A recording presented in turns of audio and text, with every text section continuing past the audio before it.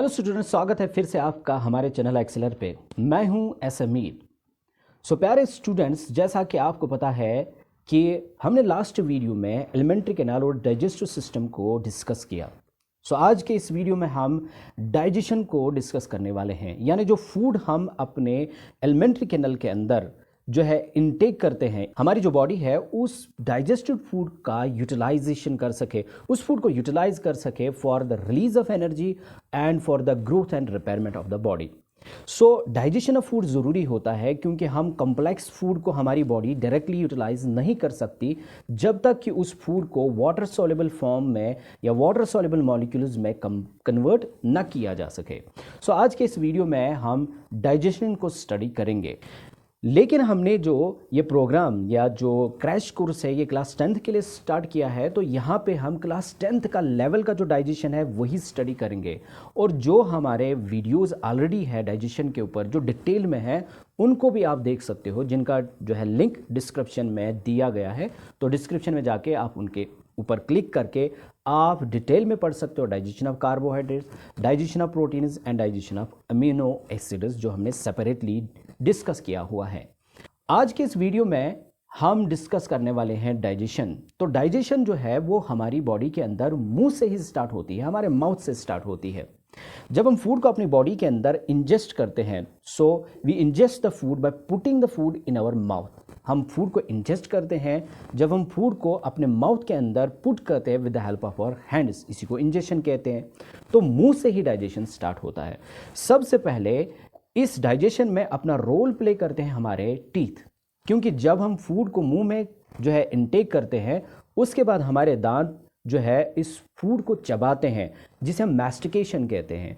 Mastication of food जो है ये वो प्रोसेस है जिससे हम कॉम्प्लेक्स फूड मॉलिक्यूल्स को स्मॉलर फूड पार्टिकल्स में कन्वर्ट करते हैं, यानी बड़े बड़े फूड पार्टिकल्स को स्मॉलर फूड पार्टिकल्स में चिविंग के ज़रिए से या जो मैस्टिकेशन है इसके ज़रिए से कन्वर्ट किया जाता है। इसके बाद जो हमारे मुंह के अंदर सैलिवरी ग्लैंड्स होते हैं, दे प्रोड्यूस द सैलिवा, क्योंकि जो ही हम फूड को मुंह के अंदर ले जाते हैं तो सैलिवरी ग्लैंड्स सैलिवा प्रोड्यूस करते हैं। सैलिवा में वेरियस टाइप्स ऑफ केमिकल्स होते हैं, जिनमें सबसे पहला केमिकल वाटर होता है, उसके बाद म्यूकस होता है, इसके अंदर एक एंजाइम भी होता है which is called salivary amylase, जिसको हम टाइलिन भी कहते हैं, और इसके साथ इसमें एक इम्पॉर्टेंट केमिकल भी होता है विच इज़ कॉल्ड लाइसोजाइम। अब वाटर जो है इसकी जो फंक्शन होती है, it is simply to wet the food. ये फूड को वेट करता है, यानी इसकी वेटिंग प्रॉपर्टी होती है जिससे फूड को मैस्टिकेट करना इजी हो जाता है। म्यूकस जो है ये फूड को लुब्रिकेशन प्रोवाइड करता है जिससे इसको स्वेलो करना इजी हो जाता है। और इसके बाद आता है एंजाइम सैलिवरी एमाइलेज और टाइलिन। अब सैलिवरी एमाइलेज जो है या टाइलिन जो है it acts on the complex carbohydrates. ये कॉम्प्लेक्स कार्बोहाइड्रेट्स पे एक्ट करता है, जिनमें स्टार्च आता है, ग्लाइकोजन आता है। ये उनके ऊपर एक्ट करके उन्हें सिंपलर शुगर्स में कन्वर्ट कर देता है, जिन्हें हम माल्टोस एंड आइसोमाल्टोस कहते हैं। इस तरीके से जो कार्बोहाइड्रेट डाइजेशन है it starts from our mouth. इसके बाद जो हमारे सलाइवा के अंदर अनदर केमिकल कंपाउंड मौजूद होता है, दैट इज द लाइसोजाइम। अब लाइसोजाइम का क्या फंक्शन है? Lysozyme acts as an antibiotic chemical. जो ही हम फूड को इनटेक करते हैं अपने मुंह के अंदर, तो इसके अंदर कई तरह के माइक्रो ऑर्गेनिज्म प्रेजेंट हो सकते हैं जिनको लाइसोजाइम किल कर लेता है। इस तरीके से जो फूड है इसको क्रश किया जाता है, देन टंग जो है इसको पुश करती है टुवर्ड्स आवर थ्रोट, यानी ईसोफेगस की तरफ, या जो फेरिंक्स होता है उसकी तरफ इसको पुश करती है, then it is swallowed through the oesophagus. फिर इसको ईसोफेगस के जरिए से स्वेलो किया जाता है। अब हमने एलिमेंट्री कैनल के अंदर ऑलरेडी पढ़ा कि ईसोफेगस एक ट्यूब लाइक स्ट्रक्चर होता है जिसके मस्क्यूलर वॉल्व्स होते हैं, लेकिन ये फूड डायरेक्टली हमारे मुंह से गिर के सीधे स्टोमक के अंदर गिरता नहीं है। जैसे कोई चीज़ हम ऊपर से रिलीज करेंगे झट से नीचे गिर जाती है, ऐसा फूड नहीं गिरता। यानी हमारा फूड जो है वो जो ही ईसोफेगस के अंदर चला जाता है, ईसोफेगस के वॉल्व्स जो है उनमें वेव लाइक मोशन स्टार्ट हो जाती है which are called peristaltic movements। यहाँ पेरिस्टाल्टिक मूवमेंट जो है वो फूड को धीरे धीरे स्टोमक की तरफ पुश करती है, and then takes this food to the stomach, ये स्टोमक तक इस फूड को इन्हीं पेरिस्टाल्टिक मूवमेंट्स की मदद से ले जाती है। तो इस तरीके से फूड अब पहुंचता है स्टोमक के अंदर। यानी इसोफेगस जो है it acts as a passage way, ये पैसेज वे का काम करता है, रास्ते का काम करता है, जहां से फूड माउथ से हमारे स्टोमक के अंदर चला जाता है। स्टोमक के अंदर पहुंचने के बाद जो स्टोमक है ये भी मस्क्यूलर सैक लाइक स्ट्रक्चर होता है, जो ऑलरेडी हमने पढ़ा। इसमें भी वेव लाइक मोशन स्टार्ट हो जाती है, which are called churning movement. जो फूड है वो चर्न किया जाता है। लेकिन हमारे जो स्टोमक के इनर वॉल्स है उनमें गैस्ट्रिक ग्लैंड्स होते हैं which produce the gastric juice. अब गैस्ट्रिक जूस जो है ये भी एक कॉम्प्लेक्स मिक्सचर होता है केमिकल कंपाउंड्स का। इसमें कई तरह के केमिकल्स प्रेजेंट होते हैं, जिनमें सबसे पहला जो होता है दैट इज़ द म्यूकस, यानी उसमें म्यूकस होता है, क्योंकि म्यूकस ग्लैंड्स भी प्रेजेंट होते हैं। तो म्यूकस प्रेजेंट होता है, उसके साथ साथ हाइड्रोक्लोरिक एसिड प्रेजेंट होता है, और उसके साथ one of the important enzymes होता है which is called the pepsin. अब म्यूकस जो है इसके भी दो फंक्शंस है। एक तो ये फूड को वेट करता है, और उसके साथ साथ ये जो inner lining of the stomach है, यानी अंदर से जो इनर सरफेस ऑफ स्टोमक है उसको ये कवर करता है, ताकि जो एंजाइम्स है या जो HCl है उससे स्टोमक वॉल को प्रोटेक्ट किया जाए। क्योंकि म्यूकस जो है एक बैरियर बनाता है between the wall of the stomach and these enzymes and HCl hydrochloric acid. तो इस तरीके से म्यूकस जो है वो हमारे स्टोमक को डैमेज से बचाता है। अब जो एंजाइम पेप्सिन है ये रिलीज होता है इन एन इनएक्टिव फॉर्म, यानी इनएक्टिव फॉर्म में प्रोड्यूस होता है, लेकिन हाइड्रोक्लोरिक एसिड जो है उसे एक्टिवेट करता है, और एक्टिवेट होने के बाद वो पेप्सिन में कन्वर्ट हो जाता है। इस तरीके से पेप्सिन जो है प्रोटीन्स के ऊपर एक्ट करके उन्हें डाइजेस्ट करता है। तो हमारे स्टोमक में डाइजेशन ऑफ प्रोटीन स्टार्ट हो जाता है। लेकिन जो HCl है ये हमारे पूरे स्टोमक के मीडियम को एसिडिक बनाता है, क्योंकि हमारे स्टोमक में जो एंजाइम्स रिलीज होते हैं वो तभी एक्टिवेट हो सकते हैं या तभी काम कर सकते हैं जब एसिडिक मीडियम हो, यानी in absence of acids they can not work, वो बिल्कुल भी काम नहीं कर सकते।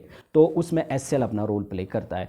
इसके अलावा HCl जो है it also kills the germs. अगर फूड के साथ जो है जर्म्स स्टोमक तक पहुंच गए, पहले हमने पढ़ा कि माउथ में ही लाइसोजाइम उनको किल करता है, अब अगर जर्म्स स्टोमक तक पहुंच गए तो स्टोमक में HCl उन जर्म्स को किल कर देता है। तो दो तरह की फंक्शन HCl भी करता है, एक तो activation of enzymes, number 2 killing of the germs जो हमारे स्टोमक तक पहुंचते हैं। इसके बाद जो फूड है वो वेरियस टाइम के लिए हमारे स्टोमक के अंदर रहता है। जैसे हमने पढ़ा है ऑलरेडी कि कार्बोहाइड्रेट फूड 1 से 2 घंटे के लिए रहता है, प्रोटीनेशियस फूड 3 घंटे तक रह सकता है, और फैटी फूड जो है वो 3 से 6 घंटे तक हमारे स्टोमक में रह सकता है। इस टाइम पीरियड में इसको प्रॉपर्ली चर्न किया जाता है। जो एंजाइम्स है वो प्रोटीन्स के ऊपर एक्ट करते हैं और उन्हें डाइजेस्ट करते हैं। अब ये जो सेमी डाइजेस्टेड फूड होता है it is transferred from stomach into the small intestine in small amounts. ये एक साथ स्मॉल इंटेस्टाइन के अंदर नहीं जाता है, ये धीरे धीरे इन स्मॉल अमाउंट्स को ट्रांसफ़र किया जाता है with the help of the pyloric sphincter. Pyloric sphincter की मदद से इसे ट्रांसफ़र किया जाता है इनटू द स्मॉल इंटेस्टाइन। अब स्मॉल इंटेस्टाइन जो है ये 2 तरह की सेक्रीशंस रिसीव करता है आउटसाइड द इंटेस्टाइन, जो इंटेस्टाइन से बाहर से आ रही है। सबसे पहले ये पैनक्रियाटिक जूस रिसीव करता है, एंड नंबर 2 ये बाइल जूस रिसीव करता है। सो बाइल जूस में बाइल साल्ट्स होते हैं जो कि फैट ग्लोब्यूल्स या फैट मॉलिक्यूल्स के ऊपर एक्ट करते हैं।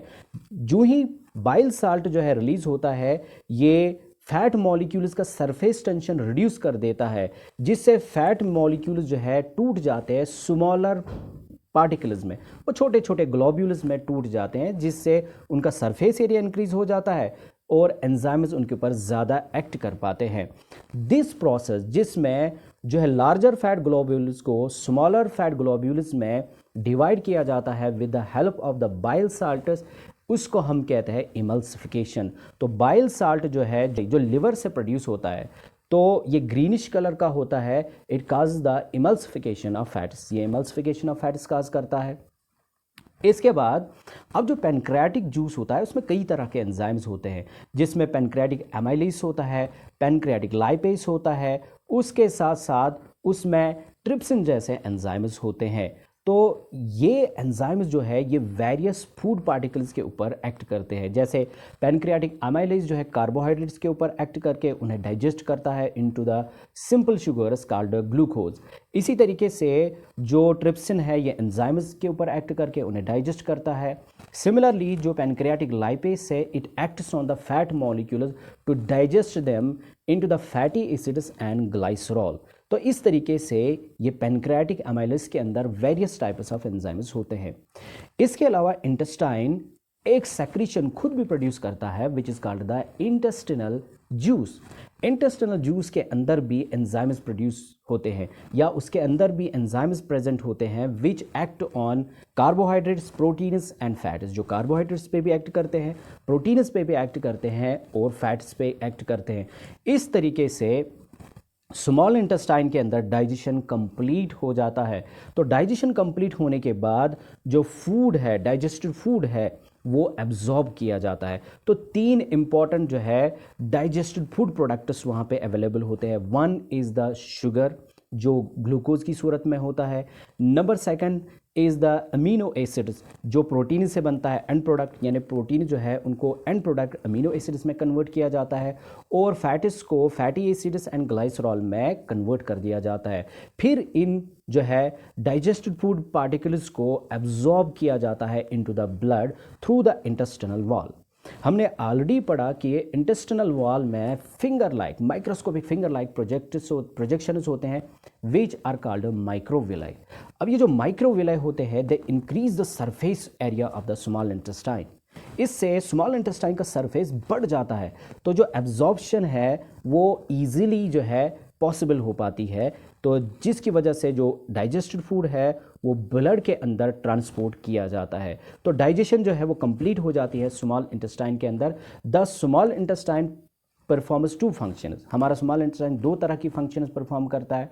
वन, हमने देखा कि ये डाइजेशन को कंप्लीट करता है, यहाँ पे डाइजेशन कंप्लीट हो जाती है।